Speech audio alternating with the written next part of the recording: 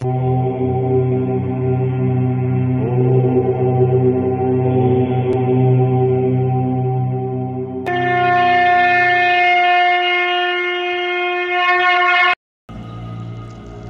माताजी, जय माँ बगलामुखी। नमस्कार दर्शक बंधु, वीडियोटी की देखा पूर्व आम वीडियोटी को लाइक एवं सब्सक्राइब कर दिंतु।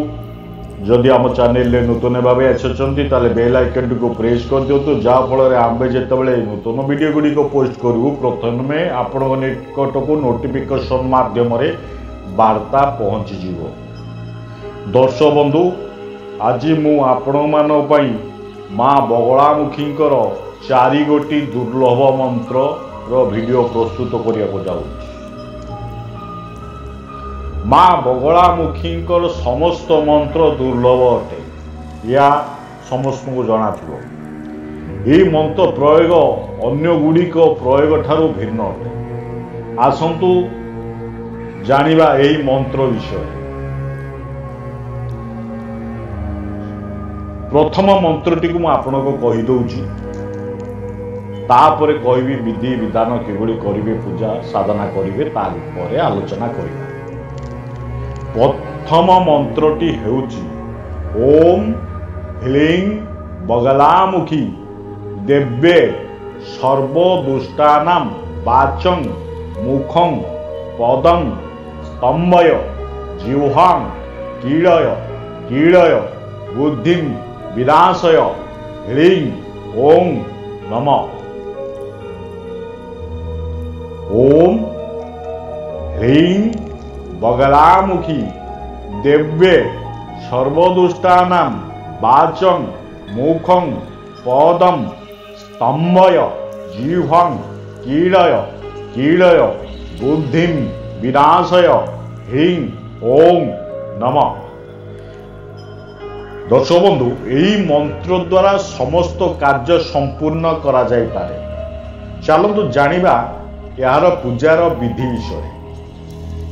यही साधनाटी को आपण दक्षिण दिग को मां को प्रतिमा जो फोटोटी को फोटो जंत्र जहाँ मिलला, फोटो तो निहाती आवश्यक।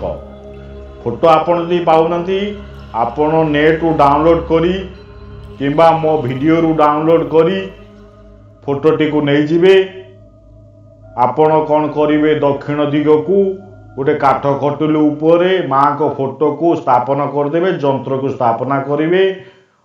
गोटे हलदी वस्त्र उपरे काठ खटुली उपरे स्थापना करेंगे। माँ को स्थापना करी हलदिया पुष्प प्रदान करी धूप दीप नैवेद्य दे माँ को पूजा कर। यही मंत्रटी को गुरुवार दिन ठारू आरंभ करी 7 दिन जप करेंगे। 11 माला हलदी माला हो बा रुद्राक्ष माला, शुद्ध हलदी माला शुद्ध रुद्राक्ष माला द्वारा जप करेंगे एवं महू शर्करा सोरिष द्वारा 108 बार होम करेंगे। जप सरीबा 7 दिन पर 11 माला जप करी 7 दिन पर आपण कौन करेंगे, महू शर्करा सोरिष द्वारा 108 बार होम करेंगे। यही प्रयोग 7 दिन कलापर शत्रुपण समस्त प्राणी वशीभूत हो जाती। जदि आकर्षण करने को चाहूँगी ताहले ता रूप को ध्यान करेंगे, ता फोटो को सम्मुख में रखिए, ताको ध्यान करेंगे। महू घी तथा शर्करा लवण लुण जहाँ कहती द्वारा होम कले सर्वप्राणी आकर्षण हो जाती। शत्रुपण सर्वप्राणी आकर्षण हो। जदि साधक निम्बपत्र सोरिष तेल मिश्रित करी होम कले साधक सिद्धि प्राप्त होई विद्वान होई समस्त प्राणी कौन शत्रु ठारू जययुक्त हो। हरिताल लुण हलदी मिश्रित करी होम कले शत्रु स्तंभीभूत हो जाती। यापर जानिबा द्वितीय मंत्र विषय। मंत्रटी को मु कही दउची, वीडियो भी देवी मध्य देवी, सेठार आपण देखि अभ्यास करी साधना करें। से भाई आपण फोटो को कौन करेंगे, विधिपूर्वक आणवे, तापर फोटो को स्थापना करिए। मंत्रटी है प्रथम कहीदे शुणु। मंत्रटी है ओम ह्लीं ह्लीं ह्लीं बगले सर्व भयं हर हर এই মন্ত্রটিକୁ ମଧ୍ୟ ସେହିପରି ପୂଜା ବିଧିରେ ପୂର୍ବପରି ପୂଜା କରି 6 ମାଳା ହଳଦୀ ମାଳା ନେବେ ବା ରୁଦ୍ରାକ୍ଷ ମାଳା ହଉ ଶୁଦ୍ଧ ହଉଥିବା ଦରକାର। 6 ମାଳା ଦ୍ୱାରା ଜପ କରିବେ। ମନ୍ତ୍ର ସିଦ୍ଧି ହେଇଯିବା ପରେ ଚାଲନ୍ତୁ ଜାଣିବା ଏହି ମନ୍ତ୍ରର ଉପକାରିତା ବିଷୟ। ଯଦି କୌଣସି ଅଜାଣା ଭୟ ଆପଣଙ୍କୁ ଡରାଉଅଛି, ଆପଣମାନେ ମନେ ମନେ ଡରୁଛନ୍ତି, ଆପଣ ଜାଣିପାରୁନାହାନ୍ତି କାହିଁ ଡରୁଛନ୍ତି, ଅଜଣା ଭୟ, ତାହେଲେ ଏହି ସାଧନାଟି ଆପଣ କରିବେ। ଏହି ଦ୍ୱିତୀୟ ମନ୍ତ୍ରଟିକୁ ସାଧନା କରିବା ପରେ ଦେଖିବେ ଆପଣଙ୍କ ସମସ୍ତ ଭୟ ଦୂରୀଭୂତ ହୋଇଯାଏ। ନିଶ୍ଚିତ ହବ ଏଇଟା। ଇଏ ହେଲା ଦ୍ୱିତୀୟ ମନ୍ତ୍ର। ଚାଲନ୍ତୁ ଜାଣିବା ତୃତୀୟ ମନ୍ତ୍ର ବିଷୟରେ। ଦର୍ଶକ ବନ୍ଧୁ, ଏହି ମନ୍ତ୍ରଟି ଶତ୍ରୁ ନାଶ ମନ୍ତ୍ର ଅଟେ। ଯଦି ଶତ୍ରୁ ଆପଣଙ୍କର ଜୀବନରେ ଅତ୍ୟଧିକ କ୍ଷତି କରୁଅଛି, ତାହେଲେ ଏହି ମନ୍ତ୍ର ସାଧନା କରନ୍ତୁ। ଜୀବନରେ ତ ଆପଣଙ୍କର ଅତ୍ୟଧିକ ମାନେ ଶତ୍ରୁ, ଯାହାର ଅତ୍ୟଧିକ ଶତ୍ରୁ ଅଛି, ଅତ୍ୟଧିକ କ୍ଷତି କରୁଛି, ତାହେଲେ ଏହି ସାଧନା କରନ୍ତୁ। ଯଦି ଶତ୍ରୁ କୋର୍ଟ କଚେରୀ ଥାନା ପୁଲିସ ଦ୍ୱାରା ଆପଣଙ୍କୁ ବହୁତ ହଇରାଣ ହରକତ କରୁଅଛି, ଆପଣ ଶତ୍ରୁ ନିତ୍ୟ ହଇରାଣ କରୁଅଛି, ତାହେଲେ ଏ ସାଧନା କରନ୍ତୁ। ଚାଲନ୍ତୁ ଜାଣିବା ଏ ମନ୍ତ୍ରଟି କ'ଣ, ତାପରେ ମୁଁ ଆର ବିଧି ବିଷୟରେ କହିବି। ମନ୍ତ୍ରଟି ହେଲା ଓಂ ବଗଲାମୁଖୀ ଦେବେ ହ୍ଲିଂ ହ୍ୱିଂ କ୍ଲିଂ ଶତ୍ରୁ ନାଶ କୁରୁ କୁରୁ। ଏହି ମନ୍ତ୍ରଟିକୁ 5 ମାଳା ଜପ କରିବେ। ମନ୍ତ୍ରଟିକୁ ଆଉ ଥରେ କହୁଛି, ଓಂ ବଗଲାମୁଖୀ ଦେବେ ହ୍ଲିଂ ହିଂ କ୍ଲିଂ ଶତ୍ରୁ ନାଶ କୁରୁ କୁରୁ। ଏହି ମନ୍ତ୍ରଟିକୁ 5 ମାଳା ଜପ କରନ୍ତୁ। ଦିଗ ହେଲା ପଶ୍ଚିମ ଦିଗ। ପଶ୍ଚିମ ଦିଗକୁ ମୁହଁ କରି ସାଧନା କରିବେ। ମାଙ୍କ ଫଟୋକୁ ପଶ୍ଚିମ ଦିଗକୁ ରଖିବେ।